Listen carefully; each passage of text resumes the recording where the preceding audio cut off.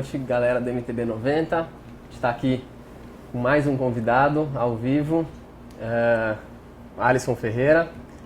Ele é tricampeão brasileiro de mountain bike maratona, XCM, e ele tem ali em 2011, 2012 vitórias na Volta Ciclística de São Paulo. Então a gente vai conversar um pouquinho com ele, que tem uma história aí de mountain bike, ciclismo, e depois voltar para o mountain bike e entender como foi essa história dele e conversar bastante de parte técnica, de estratégia de prova. A gente vai se aprofundar bem nessa nossa última entrevista de hoje. Alisson, para começar, vamos falar um pouquinho dessa mudança aí. Você me falou que você é de São Carmelo. Monte Carmelo. Monte Carmelo. Isso. Monte Carmelo, perto de Uberlândia. Sou natural de lá. Que Minas, com certeza, é o estado formador dos nossos mountain bikers, né? E acho que é por isso que você começou pelo mountain bike. Sim, primeiramente, boa noite a todos. Agradecer a oportunidade do MTB 90 de estar aqui com vocês. Minas é o berço do mountain bike hoje, né? Hoje não, já tem muito tempo. Desde quando eu comecei, eu já ouvia isso, que Minas é o berço do mountain bike. E como por ser o berço do mountain bike, é o que mais favorecia lá é o que mais favorece na minha região ainda, né? No estado inteiro, que é o mountain bike. E com isso que eu comecei no mountain bike por meados de 2001. Você tinha quantos anos? Tinha para 11 anos de idade. 11. E aí começou a competir com quanto tempo? Comecei a competir provas regionais com 13 para 14 anos e provas de nível nacional com 15 anos. Com 15 anos. Ainda no mountain bike? Ainda no mountain bike. Legal. E essa mudança, essa migração para o ciclismo veio quando? Como que surgiu isso? A migração para o ciclismo, ela veio pela vontade de se tornar profissional. Eu comecei a pedalar, como eu te falei, em 2001 e em 2004 foi a minha primeira grande prova, que foi a Copa Internacional em Araxá, que hoje é a maior prova de mountain bike do Brasil. E nessa prova eu vi que existia profissional no Brasil. Até então eu não sabia disso. Via as revistas antigamente, não tinha acesso à internet que tem hoje, e achava que profissional que ganhava dinheiro para andar de bicicleta era só na Europa, Sim. Só fora. E quando eu fui em Araxá e vi que tinha os profissionais, eu já voltei de Araxá com isso na minha cabeça. Falei, não, eu vou ser atleta profissional. Eu vou viver do mountain bike, vou viver de bicicleta. 2004. E já voltei para casa trabalhando com isso na cabeça e ninguém me tirava essa ideia de ser atleta profissional. E até então no mountain bike? Você tinha visto profissionais ali? No mountain bike. E fiquei no mountain bike até 2008. Em 2008 eu tive o primeiro convite para entrar na equipe de ciclismo, mas não remunerado. A equipe me daria alojamento e me levaria para as corridas. Alimentação e levaria para as corridas. Teria algumas ajudas de custo. Coisa que você não tinha até então. Não tinha nada disso. Aí eu pensei, não, então eu vou para tentar me tornar profissional e viver de bicicleta. Mas até então eu odiava o ciclismo de estrada. Achava que ciclismo de estrada era muito vácuo, ajuda de pelotão, essas coisas. Mas você já usava speed para treinar nessa época? Usava 1 ano e meio, mais ou menos. Tá, então ali 2007, mas 2006, 2007 que você... Tive a primeira bicicleta de estrada. Tá.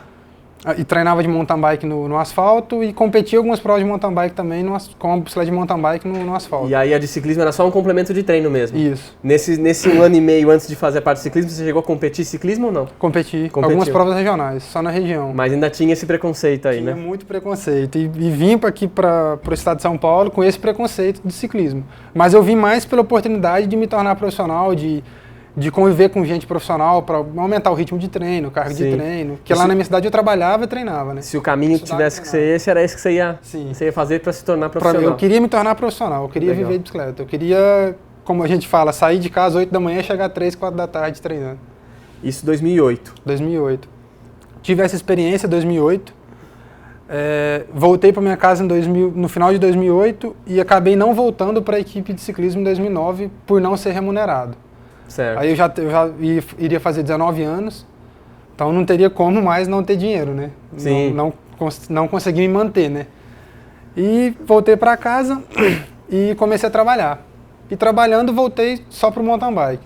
Trabalhava das 8 às 5, pegava a bike 5h30, 6 horas, saía para treinar.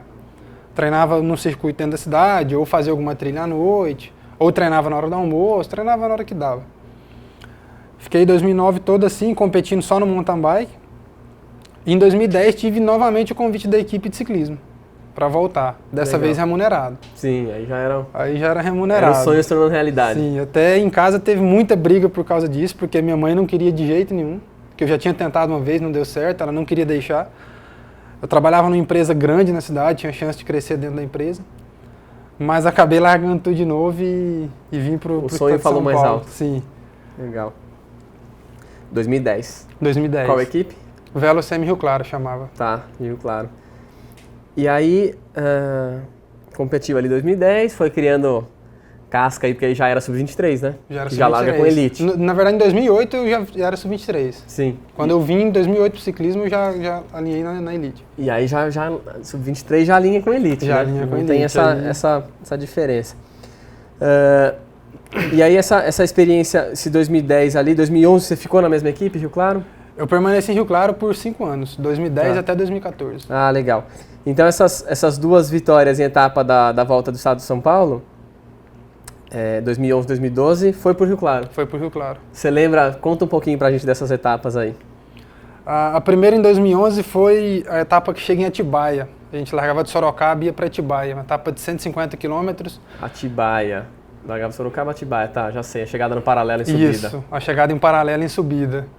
E como eu vim do mountain bike, eu gosto muito de paralelo, de corrida de estrada que tem em paralelo. Uhum. Alguns amigos já me falavam, é uma etapa boa para você, é uma etapa que chega subindo, é uma subida relativamente curta, não é uma subida para escalador e nem para um velocista. Ela é dura, mas ela não é do escalador, né? Sim. E eu tenho muito essa característica de meio termo, sabe? Eu não me defendo, eu não subo com escalador, não sprinto com velocista, mas eu me defendo na montanha, eu me defendo no sprint. E eu fiquei com isso na cabeça. Até então não tinha muita noção de prova, competindo pouco. E vinha no pelotão, a 15 km da chegada mais ou menos, estava sentindo muito bem. E já tinha uma fuga na frente, que estava a cerca de 40 segundos do pelotão, uma fuga grande. Aí veio na minha cabeça, falei, vou arriscar essa etapa aqui escapado, na fuga. E saí do pelotão com mais 2 ou 3 atletas, encostamos na fuga. A fuga tinham 17 atletas nessa fuga. E eu era o único atleta sem equipe, sozinho. Todos os atletas estavam em dupla ou em trio. Entendi. Na fuga. E quando eu cheguei, a fuga ficou muito grande, ficou eu e Roberto Pinheiro, que era Funvi, que era Pindamonhangaba na época, que é o tirando. atual campeão brasileiro. Isso, né? o atual campeão brasileiro. Só nós dois levando e os outros 15 atletas de roda. Mas como eu queria que a fuga chegasse a todo preço, Sim. levei... Pra você já era uma vitória Sim, chegar ali, né? Tá na fuga, pra mim já tava bom. Legal. E levei a fuga a fundo e a hora que entrou na cidade eu gritei pra ele, falei, eu não tiro mais 1 metro. E entrei na roda e entramos no paralelo a 74 km por hora, eu lembro até hoje. Isso é uma etapa que não sai da minha cabeça. Entramos a 74 km por hora nesse paralelo, eu era o quarto da fila. Entrei e permaneci em quarto. Logo o Breno Sidotti atacou e já abriu um bom gap. Permaneci em quarto e continuei subindo em quarto, subindo. Falei, nossa, tá bom, vou fazer quarto na etapa hoje, tá ótimo. E fui subindo, consegui passar, falei, nossa, terceiro, tô no pódio. E já passei, nossa, segundo, tô perseguindo o Breno. E já encostei no Breno. Quando eu encostei nele, já falei, já que eu encostei, eu vou atacar. Já encostei, já ataquei, já passei atacando ele e consegui chegar ainda com gap nos 15 a 20 segundos.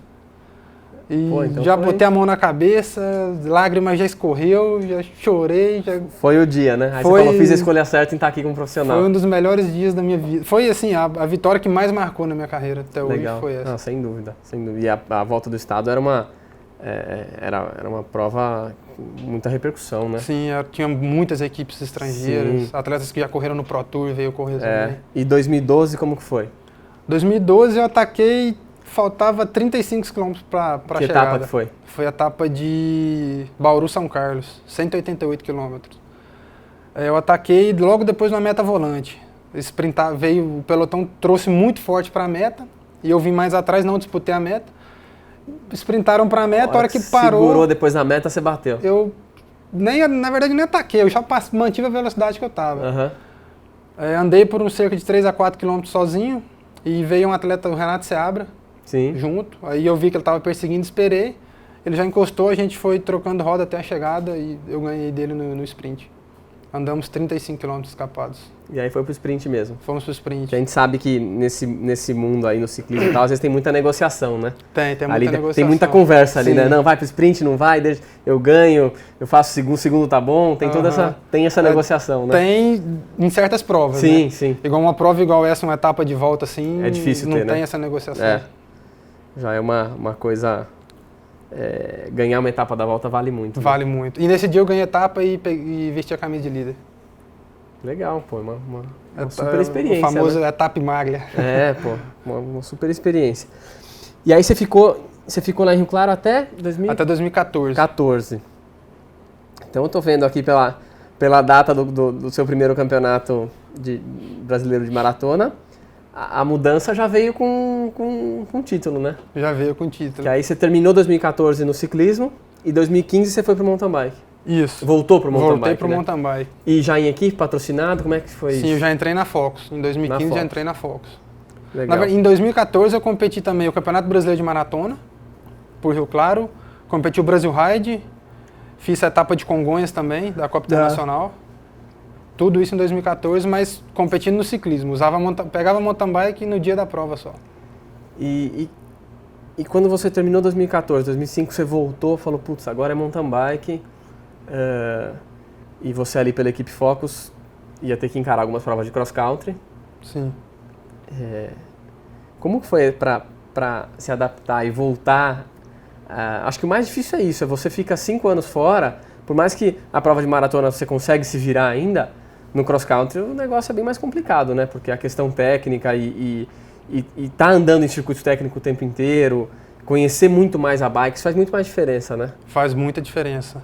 Quando eu voltei eu tive um pouco de medo, assim, de sair do ciclismo e voltar para o mountain bike. Até porque estava muito tempo longe. Competi algumas provas em 2014, mas igual eu te falei, eu competia a prova, eu pegava a bicicleta para ir para o Brasil Ride, a corrida largava no domingo, me chamaram na quarta para ir para o Brasil Ride. Sim. Na quarta-feira eu estava lá, me ligou, mas meu parceiro. Aí você foi sem pressão, sem comprometimento, né? Quando você entra numa Focus, que é só mountain bike, você vai ter que ter performance numa modalidade que faz 5 anos que você não compete, é diferente, né? Sim, mas eu tinha um comprometimento no Brasil Ride porque a minha dupla treinou para aquilo, né? Entendi. Se preparou para aquela prova, focou naquela prova e me chamou e... Não, eu treinei, vamos lá, vamos estar bem para essa corrida. E a gente foi... Eu tinha um comprometimento, mas não tanto quanto quando entrou em 2015. Defendendo uma equipe de mountain bike, né?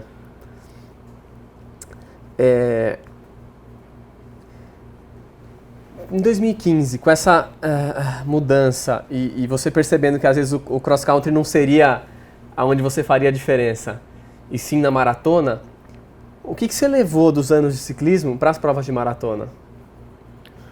O diferencial do atleta de estrada para o de mountain bike hoje é a estratégia de prova. Na maratona, Na né? maratona. Os atletas acho que esquecem um pouco disso. O atleta de mountain bike, que é criado sempre no mountain bike. Muito no cross country também, né? Sim, são poucos atletas que fazem uma estratégia de prova, que pensam numa estratégia de prova, que definem um lugar de acelerar, um lugar de tirar o pé, um lugar de se hidratar, de se alimentar. Eu acho que são poucos atletas que pensam nessa parte. Eu acho que o ciclismo de estrada ajuda muito nisso. O planejamento da prova, né? Sim. Saber os segmentos, estudar um pouquinho a prova e criar as estratégias, né? E a prova acontecer do jeito que você planejou, né? O principal de tudo é que você tem que fazer a prova acontecer da forma que você planejou antes, da forma que você quer que a prova aconteça. A gente está nessa semana que está acontecendo, acho que uma das grandes provas do mountain bike mundial, a mais famosa e uma das mais difíceis, que é o Cape Epic. E ela tem um perfil, óbvio, maratona, apesar de ter muito single track e trechos duros, é basicamente uma semana aí de sofrimento É uma semana bem dura. Bem dura e no perfil de maratona. Você está acompanhando isso? A gente deve estar fazendo algumas entradas e alguns resumos aqui no MTB 90. Não sei se você sabe como que está o Avancini lá. Não sei se você está acompanhando. Acompanho. E eu queria que você falasse um pouquinho O que você está achando do Avancini, que rendeu muito bem na etapa da Copa do Mundo lá na África do Sul, em Stellenbosch, 15 dias atrás, aí, no dia 10, e está brigando pela liderança no Cape Epic, né? Então, como que um atleta que está rendendo tão bem no cross-country olímpico, que você sabe que é extremamente difícil e técnico, como que ele está conseguindo trazer uma resistência e força para provas tão longas, né? Que você sai de uma prova de 1h30, 1h40 e vem para etapas de 3, 4, 5 horas. O Henrique, na minha opinião, ele é um dos caras que mais trabalha no mundo em geral, do mountain bike. Do mountain bike. Eu acredito que ele trabalhe muito mais do que Nino, do que Kulav, do que todos esses outros. Ele é o cara que mais passa tempo em cima da bicicleta, é o cara que mais faz exercícios fora da bike. A dedicação dele, vamos dizer assim, supera o que os outros às vezes têm no talento, né? É um dos profissionais que, assim... mais dedicados. Como profissional, eu admiro muito ele nesse ponto. É um cara muito dedicado, muito disciplinado. E acredito que isso faz muita diferença nele, nessa bagagem dele de provas de etapas. Além de ser um cara muito estrategista também. É um cara que sabe fazer uma leitura de corrida muito boa, sabe se posicionar muito bem no pelotão, sabe a hora de forçar o ritmo, a hora de não forçar. E então eu acredito que isso faça muita diferença nessa prova. Porque essa prova traz um pouco, a gente até comentou hoje, traz um pouco do perfil do ciclismo, né? Você vê que andam pelotões e tem aqueles ataques, um atleta força, vê se alguém sobra. Lembra muito, em alguns momentos da prova, lembra muito o ciclismo. Lembra muito. O início da prova lá, geralmente é mais rolado, né?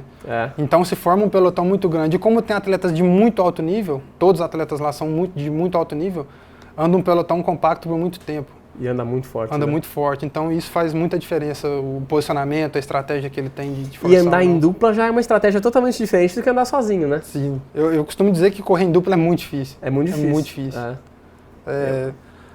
São 2 pessoas para se alimentar, são 4 pneus para furar, você tem que estar bem, seu companheiro tem que estar bem. Os dois tem que estar bem no mesmo dia, né? Sim. A coisa dia você espera, no outro dia você tem que esperar, o seu companheiro tem que esperar. Não é uma coisa muito fácil, não. Esse sincronismo aí, A dupla é bem difícil.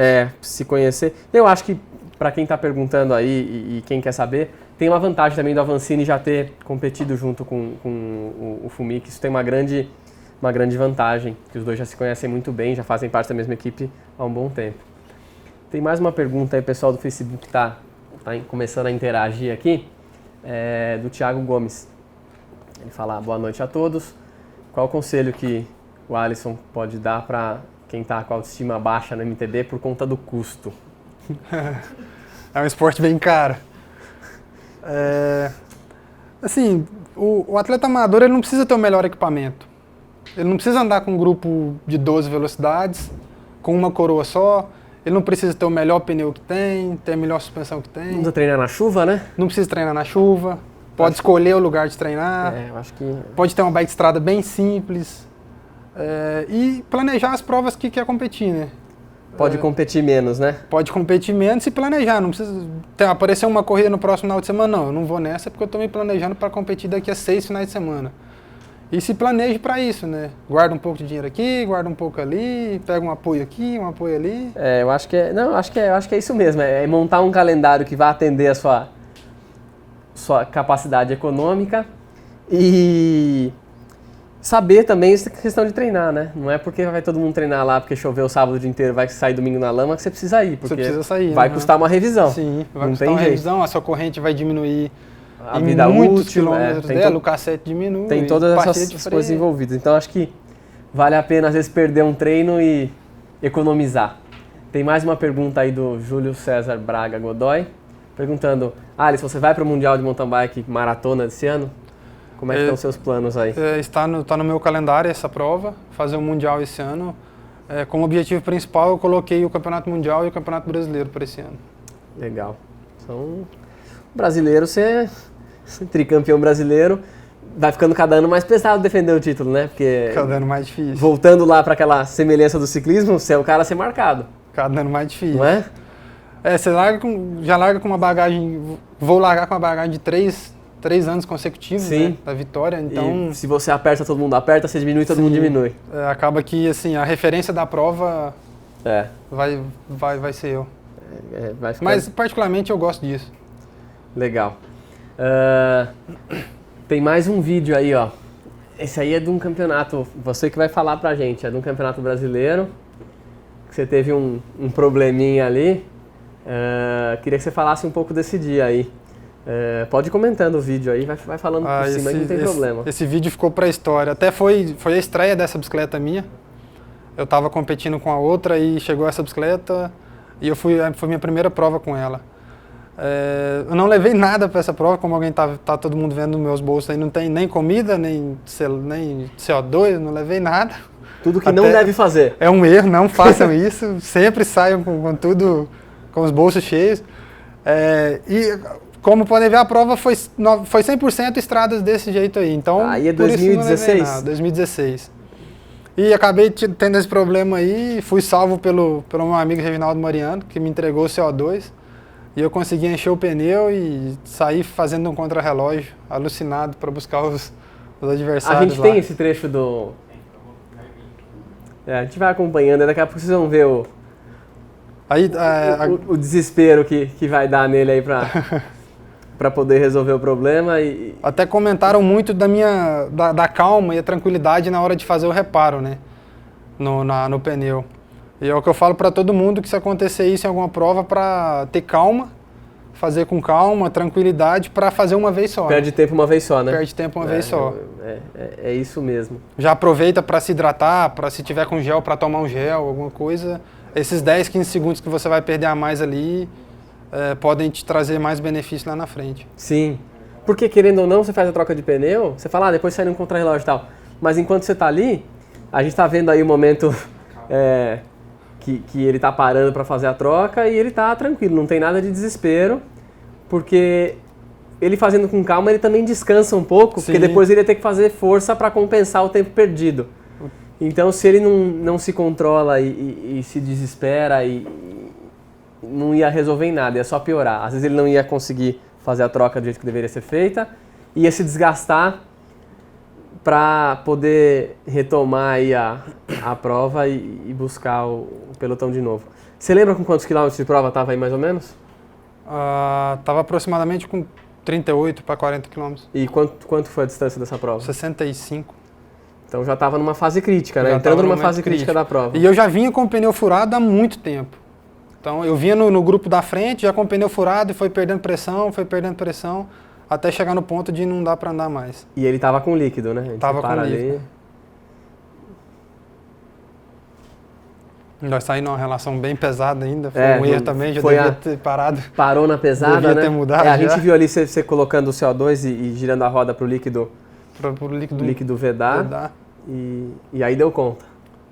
Cheguei com o pneu bem murcho ainda. De novo. Tava murchando bastante. Mas aí já não tinha mais outro CO2, né? Já não tinha mais outro CO2. Isso é uma lição por não sair com tudo que deve, né? Toda prova se deve sair com tudo. Prova, treino, qualquer coisa, se deve sair. Sim, tem que sair. Então a gente viu aí que a calma dele, que às vezes deixa a gente até nervoso assistindo, foi o que deixou ele descansar alguns segundos e fazer tudo funcionar e retomar a prova. E defendeu o título, né? Sim. Você já tinha o título em 2015, estava com a camisa e ganhou em 2016. Tem mais uma pergunta aí do Luciano Carnaúba de Paiva. Qual a diferença nos treinos de estrada e mountain bike? Ele está te parabenizando também. Eu gosto muito de treinar estrada pelo fato de os treinos de estrada serem mais longos. Geralmente eu faço treinos de 130, 140 km com a bike de estrada. E o mountain bike já é um treino mais... E a estrada é mais ritmado, né? A programação do treino de estrada é melhor, né? É melhor, eu acho mais gostosa de se fazer. O mountain bike você tem que respeitar mais o que o terreno te impõe, não aquilo que você gostaria de fazer. Sim, sim. Então, na estrada, eu costumo sair e, assim, um treino de 4 horas, 3 horas e meia, eu devo ficar sem pedalar por 2 minutos, 3 minutos. É um treino que eu saio de casa pedalando e subo pedalando e desço pedalando 100%. E eu gosto mais do treino de estrada por isso. Vamos voltar um pouquinho lá nos títulos do brasileiro. O primeiro, 2015, conta um pouquinho pra gente como que foi, você voltando pro mountain bike, essa estratégia que você usou, como que o pessoal viu na hora da largada que você estava ali. 2015, eu voltei para o mountain bike e já tive, assim, foi um dos meus melhores anos. Eu venho numa crescente muito boa, mas 2015 foi um excelente ano. Eu competi 3 etapas do Big Bike, eu venci as 3. Eu competi o Armap Brasil Ride.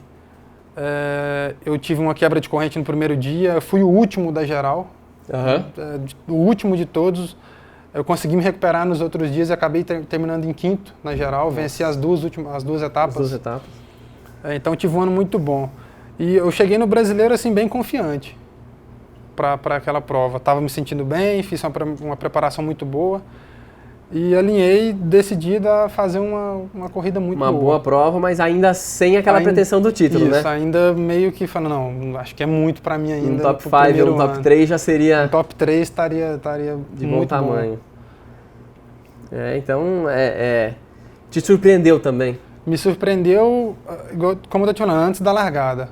A partir do momento que eu larguei, que já pegamos a primeira subida do dia... Estava se sentindo bem? Já me senti muito bem, eu já dei uma acelerada muito forte para dar uma testada e já consegui um gap, um bom gap, só que era logo no início da prova, isso com 15 km. Falou, não é a hora ainda. Falei, não, eu acho que hoje estou num dia bom para vencer, mas segurar um pouquinho mais.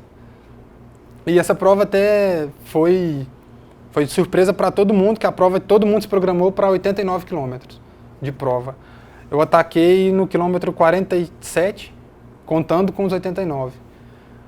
E ataquei, vim seguindo e quando deu 85, 86 quilômetros mais ou menos, eu não via cidade, não via nada. E com 89 quilômetros de prova, que era para acabar, tinha um ponto de hidratação, no quilômetro 89. Aí a cabeça vai a milhão, o psicológico dá uma quebrada, as pernas né? já não respondem do jeito que deveria responder e como me viram no vídeo aí, eu sou bem calmo nessas horas. Vim no ponto de hidratação, diminui bastante a velocidade, passei com bastante calma, peguei 2 garrafas de água, coloquei uma no bolso. Falou, cadê a chegada? E vim tomando e perguntei o staff do ponto, quanto falta para a chegada? Na verdade eu perguntei, falta muito para a chegada? Ele me respondeu, ih! Eu falei, meu Deus. Aí a perna já quis dar cãibra, né? Falei, falta muito ainda. Aí já olhava para frente, não via nem a ponta dos prédios na cidade, olhava para trás, só via estrada e falei, meu Deus do céu, não vai dar, não vou chegar. Mas por outro ponto, todo mundo estava na situação que você estava, né? Aí andei mais um pouco e comecei a pensar da mesma forma. Falei, não, vai todo mundo pensar da mesma forma. O psicológico vai quebrar todo mundo. Vai quebrar todo mundo. Sim. E acabou que eu fui contando quilômetro a quilômetro e acabamos a prova com 98,9 quilômetros. Nossa, estava longe ainda. Faltou quase 100 quilômetros. Quase 100 quilômetros de prova. Foi um erro que custa muito nas pernas. A gente tem uma pergunta aí, uma questão polêmica e triste ao mesmo tempo, né? Você viveu os 2 mundos do alto rendimento, do ciclismo e do mountain bike, que você vive ainda hoje. Você já vivenciou muita coisa, vamos chamar de suja aqui, mas de desleal, que é a questão do doping, de uso de substância proibida na estrada ou no MTB, assim que você já viu as pessoas usando. É muito comum a gente ouvir no alto rendimento o uso disso, mas você tá ali do lado de alguém que está usando já é uma outra situação, né? Como que você já vivenciou, como que é isso? Não precisa citar nomes, pelo amor de Deus, mas só falar, não, já vivenciei, acontece, é mais comum do que a gente imagina, não é? Hoje está menos, hoje diminuiu bastante. Antigamente tinha mais, até na minha época do ciclismo, um pouco depois que eu saí também tinha mais, mas hoje está um ciclismo mais limpo, um ciclismo e um mountain bike mais limpo. Assim, a gente tem muitos casos de atletas do ciclismo estrada serem pegos, né? Sim. E a galera cria um negócio que a estrada é mais sujo do que o mountain bike. Eu costumo dizer que é igual, só que o ciclismo estrada é mais controlado. E tem um outro ponto ainda. A gente tem numa prova de estrada, às vezes, largando 60, 70 atletas de elite. De elite, é o que eu falo bastante. E no mountain bike você tem 15. 15. Aonde às vezes você tem 20, mas você sabe que 6 ou 7 não são elite. Sim. Né? E numa prova de mountain bike, qualquer prova no Brasil, e na largada, quem acompanha o mountain bike, você tira 3, 4, 5 atletas pela vitória. Você já fala, né? Não mais que isso, são 5. Numa prova de ciclismo, largam 100 atletas e você tira 40 pela vitória. Às vezes sim, Então, fica mais difícil. É, o que você falou, o controle é maior. Mas você acha que esse reflexo que aconteceu lá na Europa, no Pro Tour, também refletiu aqui no Brasil no sentido de diminuir o uso? Diminuiu bastante. Hoje o ciclismo está mais limpo. Eu acredito que o ciclismo e o mountain bike E reflete no mountain bike também. Legal. Vamos entrar falar um pouquinho de parte técnica. A gente já falou um pouco de estratégia. Depois a gente vai voltar um pouquinho para falar desse último título brasileiro. Mas eu queria que você falasse das mudanças, que você já andou com algumas marcas de bike. Então, você já andou de rígida, já andou de full. Eu queria que você contasse como que é essa adaptação. Quando você muda de bike, como que é essa adaptação? Porque não é só um quadro que mudou, uma geometria. Às vezes muda um selim, e às vezes um selim está te incomodando muito mais do que o resto. Sim. Né? Conta pra gente como que é isso, como que é essa mudança de bike, como é que você encara isso? Eu procuro, logo quando eu mudo, eu procuro passar o mais tempo possível em cima da bicicleta. É igual quando eu andava na Focus rígida e passei a andar na full. Então eu passei a andar só de full. Certo. Treinar só de full, fiz muitos treinos em asfalto com a full também, porque a pedalada muda, o centro de gravidade da bicicleta é variável, ele né? Muda. Então, quando eu mudo de bicicleta, eu passo o maior tempo possível em cima daquela bicicleta. Você faz adaptação pelo cansaço mesmo, Pelo né? cansaço. Tá. E realmente, se você andar ali 40 dias e perceber que tem alguma coisa te incomodando, opa, tem alguma coisa errada, Sim. né? Isso. Então, aí você vai no ponto. E para você conhecer uma bicicleta vai muito tempo. Sim. Não é fazendo 10 treinos que você vai conhecer a bicicleta. Ou fazendo 5 corridas. E isso no mountain bike já é mais perceptível que no ciclismo, né? O ciclismo, essa adaptação com a bike, ela é mais rápida, né? É mais fácil um pouco. O mountain bike eu acho que é mais difícil isso, né? Eu tenho o contrário. Eu me adapto mais fácil com o mountain bike. Com a bicicleta de estrada eu sou mais chato. Digamos, mais chato com a minha bike de estrada. Com o mountain bike eu consigo me adaptar mais fácil. Mas em termos de reação, essas coisas, o mountain bike é mais difícil, né? Porque as bikes com geometrias muito diferentes, elas se comportam...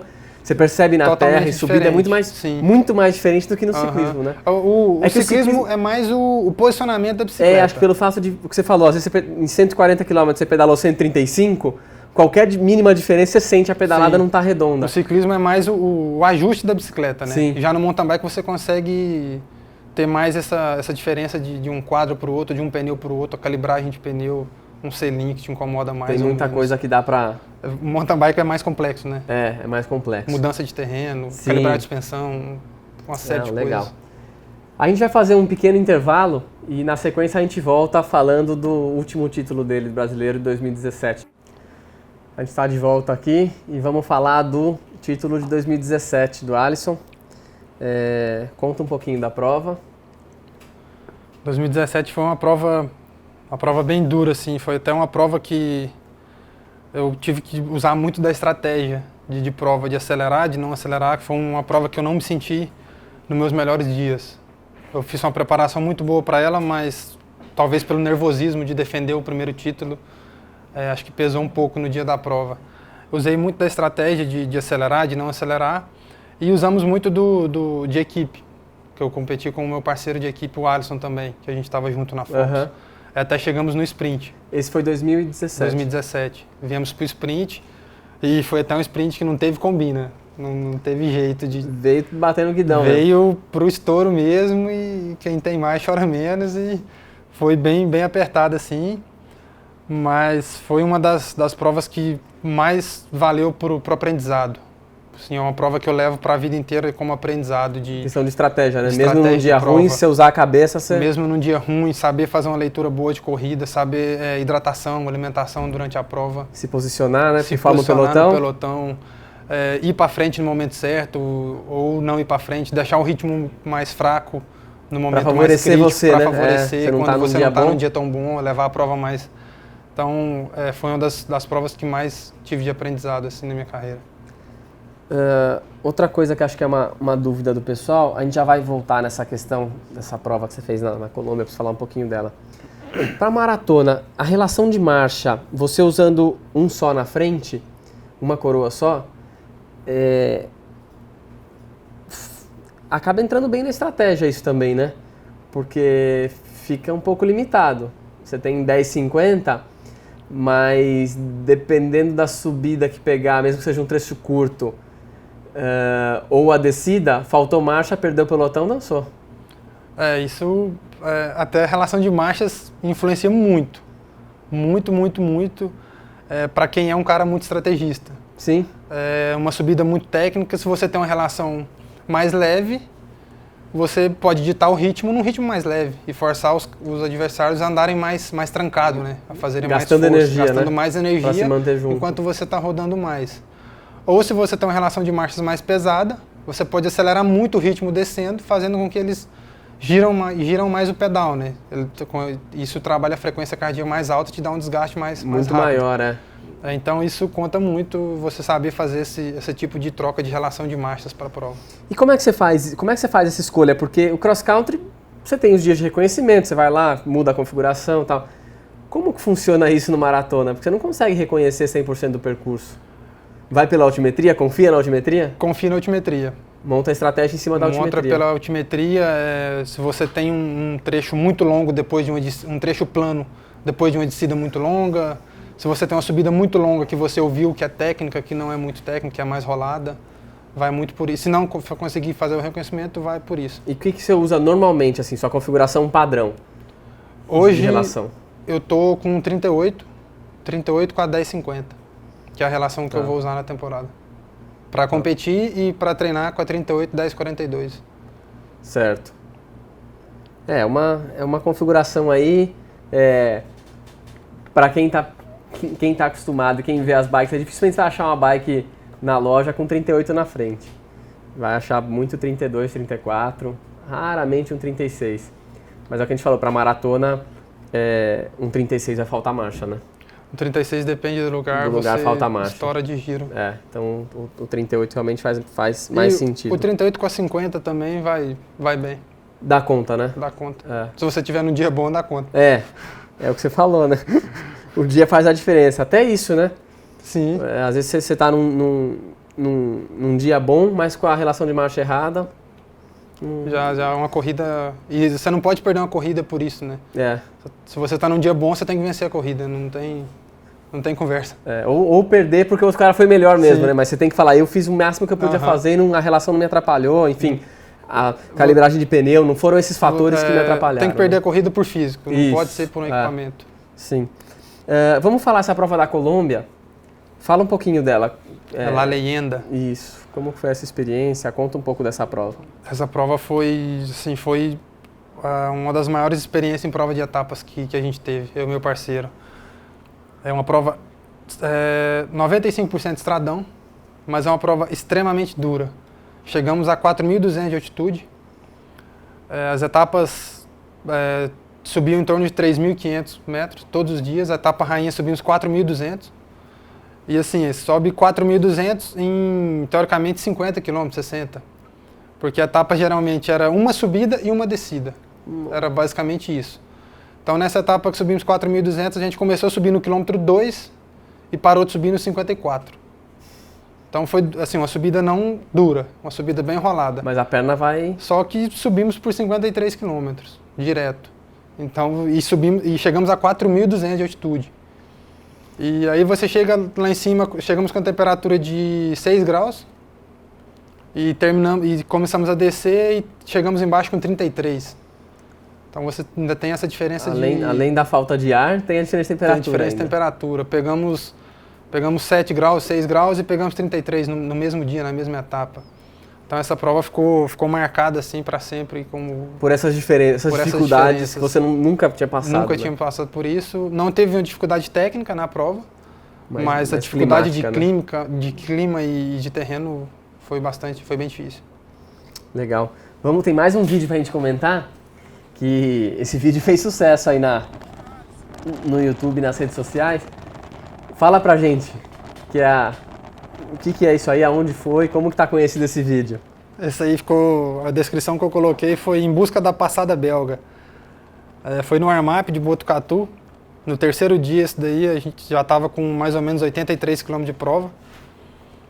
Esse dia foi marcado assim como um dos melhores dias da minha vida numa corrida. Eu ataquei a mais ou menos 27 km da chegada e consegui chegar com um gap de 8 minutos para o segundo. e consegui vencer a geral do Armap Botucatu. E foi assim, essa hora eu estava com 83 km de prova e eu estava pedalando como se tivesse largado há 5, 10 minutos atrás. E nessas horas aí a vivência no ciclismo de estrada ajuda, hein? Ajuda bastante. Como ver asfalto, estava com 34,10, estava correndo com relação de 11 ainda. Sim. Nessa prova. A corrida de 36 no dia antes foi, como a gente estava falando aqui, foi a estratégia errada, com a 36,42, porque eu estava com a minha full suspension, mas ela tinha sido extraviada. Entendi. E a full já estava com 12, e essa bicicleta ainda estava com 11. Com 11. Aí corri com ela com 11, corri com a 36, mas na primeira etapa faltou, e eu baixei a 34 para o segundo dia e foi a relação ideal. Perfeito. Você que vivenciou profissionalmente os dois mundos aí recentemente, você deve ter ídolos nas duas modalidades, né? Tanto no ciclismo de estrada quanto no mountain bike. Quem são suas referências nas duas modalidades? Minhas referências no ciclismo de estrada no Brasil, eu admiro muito o Márcio Maia.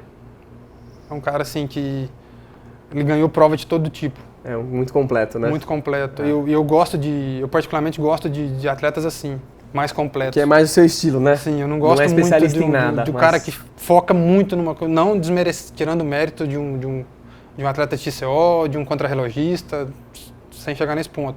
Mas eu particularmente gosto mais do atleta que se defende bem em todo o terreno, que se defende bem no ciclismo de estrada, por exemplo, no crono, na montanha, no sprint, numa escapa. E lá no Pro Tour tem alguém?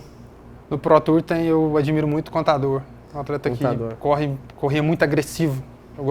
Eu também gosto desse tipo de prova. Ganhava corrida atacando de 1 km e ganhava corrida atacando faltando 100. Esse já é especialista, hein? Esse já é especialista. Escalador nato. Achei que você ia falar o Valverde.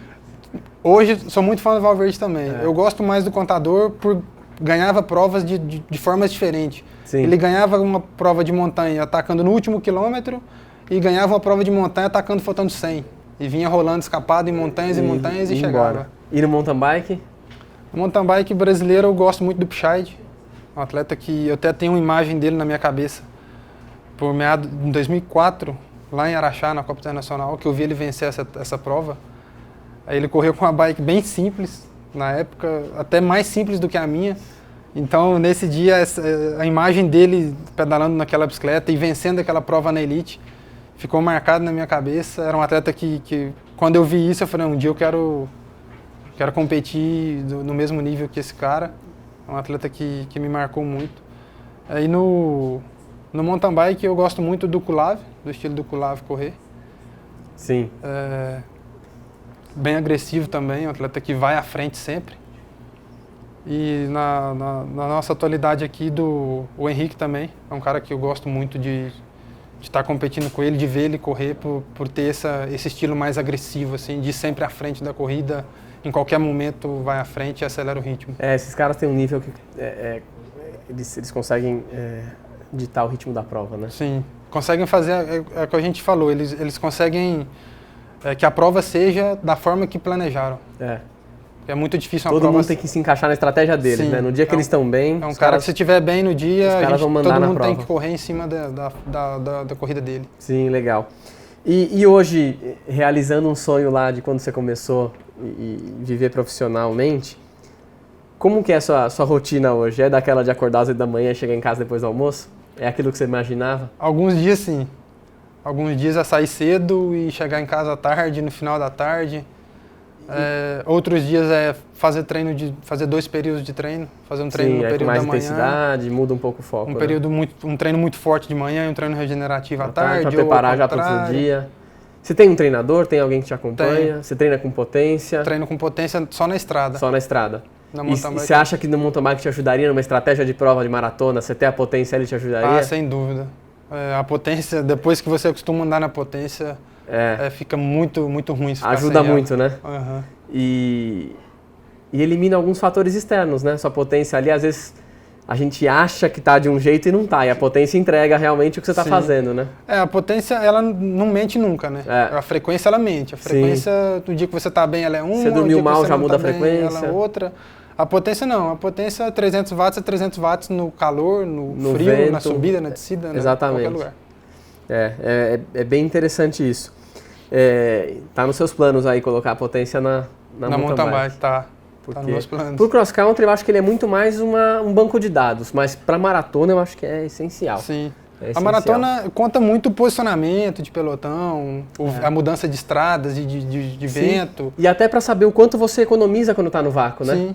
Isso também é interessante. Aham. Você falar, pô, tô economizando bem. E Então- para você andar escapado, para você saber o seu limite, né? Você vai aguentar andar escapado 10 km ou 25, né? Sim, Você já aham. sabe ali, fala, não, tal você potência para 10 km e outra para Se 25. você vai quebrar ou não. Não, sem dúvida é essencial. A gente tem algumas fotos aí do Alisson competindo, nós vamos colocar aqui, a gente vai comentando em cima. Essa é um treinamento, né? Essa foi uma sessão de fotos que a gente fez para a apresentação da Tropics. Legal, que é a sua equipe de 2018. 2018. Legal. Aí já é em prova. Essa foi a primeira etapa do Big Bike em Taiandu.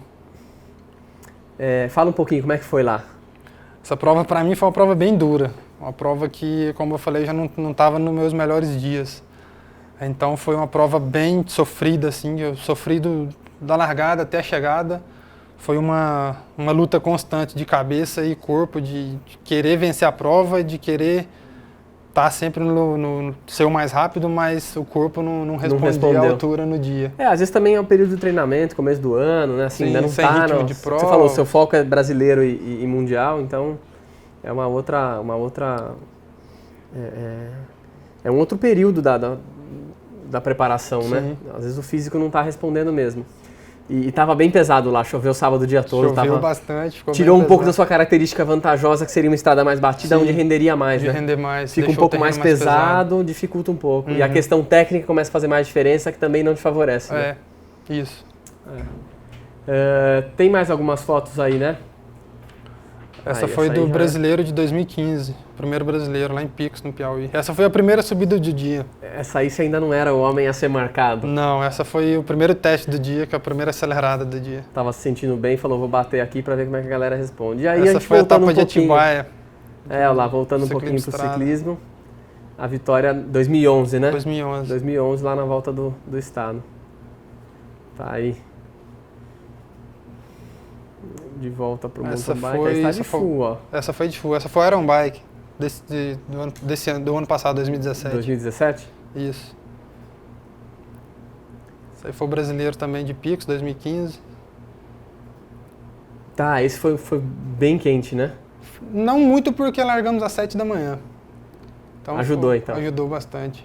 A largada estava marcada para as 10, mas aí Esse depois foi que ano? mudaram pra 15? 7. 15. Não, esse não foi o que te enganaram na distância. Não, foi esse. Foi esse? Foi esse Foi que de 2015? fizeram uma pegadinha com a distância lá pra gente. Jogaram vocês pra quase 100 km. Para quase 100 km. Essas coisas, pra quem compete de mountain bike, eu duvido que nunca tenha passado por isso. De ver a plaquinha de chegada e olhar lá e falar, isso tá errado. E você não sabe em quem confiar e a perna já começa a entrar em choque ali, porque não sabe quanto vai ter que continuar se esforçando. Bom, você já falou que para 2018 aí você tem como meta aí chegar super preparado para defender o título, né, de campeão brasileiro e participar do Mundial. Sim. Eu acho que isso, sem dúvida, é a realização e a consagração na carreira de qualquer atleta profissional, né? Poder defender o título nacional e participar do Mundial, que aí já é uma outra história, né? O Mundial Ali, vamos dizer que o buraco é bem mais é embaixo. bem mais embaixo, né? Até a gente estava comentando aqui na entrevista com o Louro, o fato de não competir fora e nesse nível por muito tempo, também faz você perder um pouco, chegar lá sem referência, né?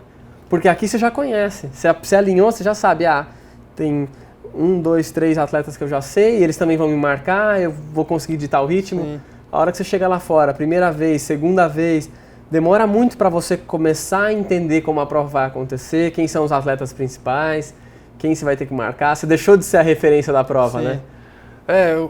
Os atletas principais a gente sabe quem são, né? Mas marcar eles se torna bem difícil. É né?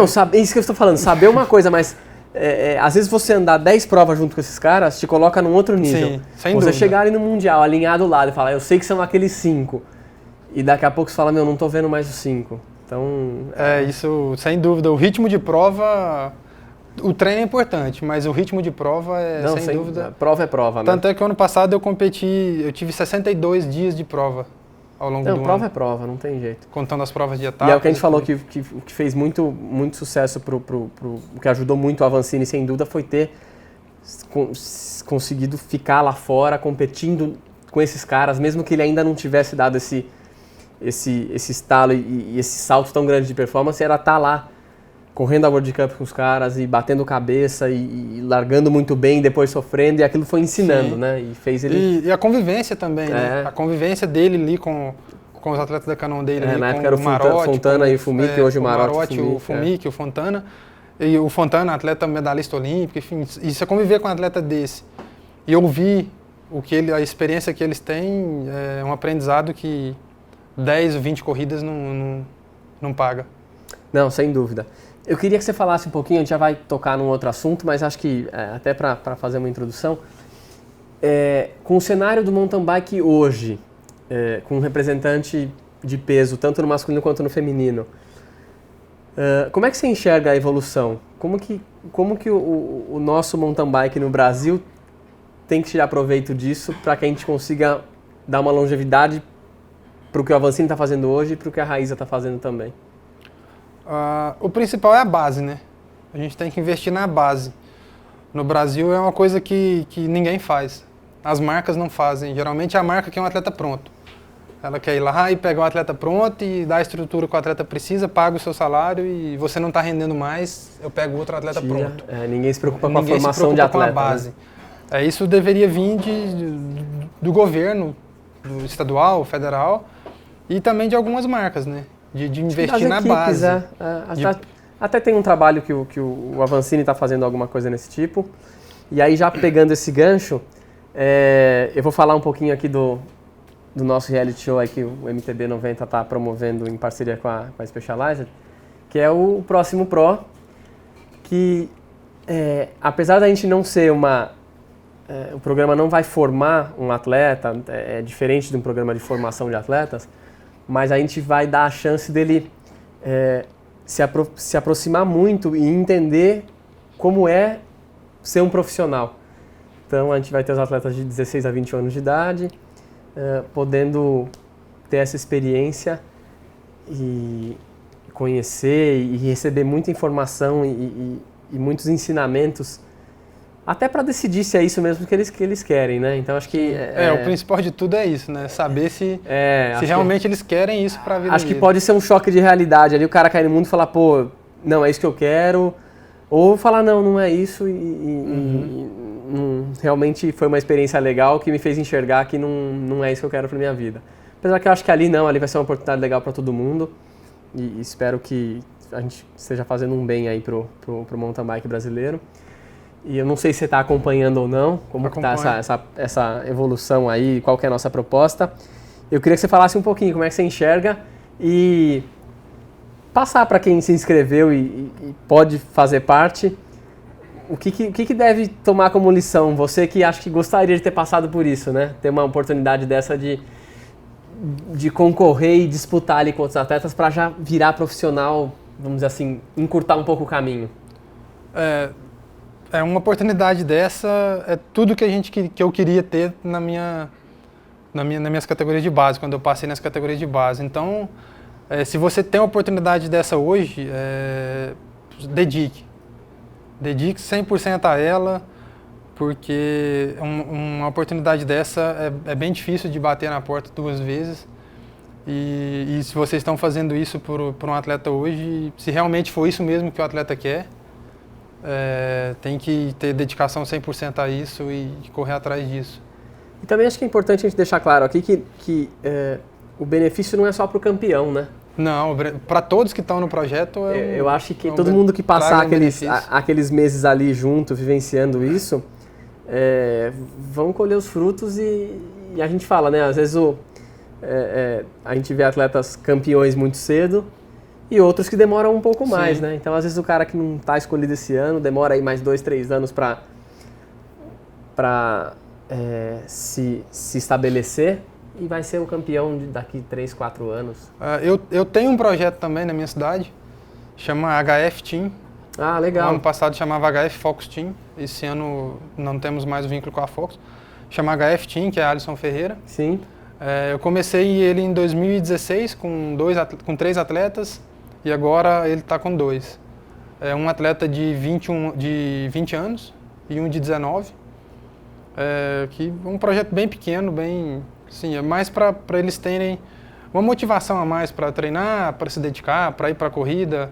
Sempre levo eles comigo nas provas que eu vou. Você está dando um pouco de ajuda àquilo que você recebeu lá no começo da sua carreira, né? Isso. A inscrição de prova, uma coisa aqui.